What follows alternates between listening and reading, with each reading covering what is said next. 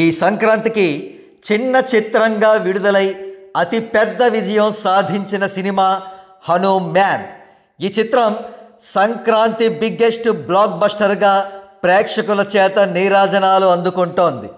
On the other hand, big budget చిత్రంగా release అయినటువంటి prince Mahesh Babu Guntur Kaaram చిత్రం విడుదలైన మొట్టమొదటి షో నుంచే నెగిటివ్ టాక్ సంపాదించుకుని ప్రేక్షకుల తిరస్కారానికి గురైంది. ఇక రెండవ రోజు మార్నింగ్ షోస్కి సంబంధించి ఈ చిత్రాల బాక్సాఫీస్ స్టేటస్ను పరిశీలించగా హనుమాన్ 75% పైగా ఆక్యుపెన్సీస్ నమోదు చేసింది.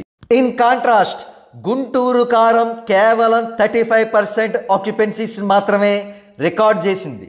కాగా హనుమాన్ చిత్ర నైజాన్ డిస్ట్రిబ్యూటర్స్ అయినటువంటి మైత్రి మూవీ మేకర్స్ ప్రొడ్యూసర్స్ కౌన్సిల్ వద్ద లాడ్జ్ చేసిన కంప్లైంట్, అందుకు సమాధానంగా ప్రొడ్యూసర్స్ కౌన్సిల్ రిలీజ్ చేసిన ప్రెస్ నోట్ ప్రస్తుతం సంచలనం రేకెత్తిస్తున్నాయి.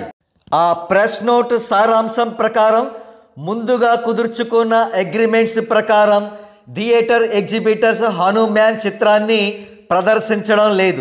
దీనివల్ల హనుమాన్ చిత్రం తెలంగాణలో తీవ్రంగా నష్టపోయింది. ఆ నష్టాన్ని భర్తీ చేయడం మాత్రమే కాక ఇమీడియట్గా ముందుగా చేసుకున్న అగ్రిమెంట్స్ ప్రకారం థియేటర్ ఎగ్జిబిటర్స్ ఈ చిత్రాన్ని ప్రదర్శింపజేయాలి.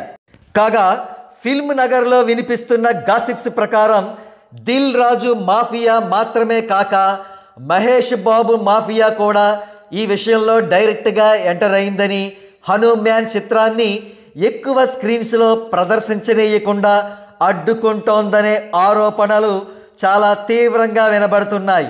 ఇందులో నిజానిజాలు ఎంతున్నాయో తెలియదు కానీ అలా చేయడం చాలా అన్యాయం క్రింద లెక్క.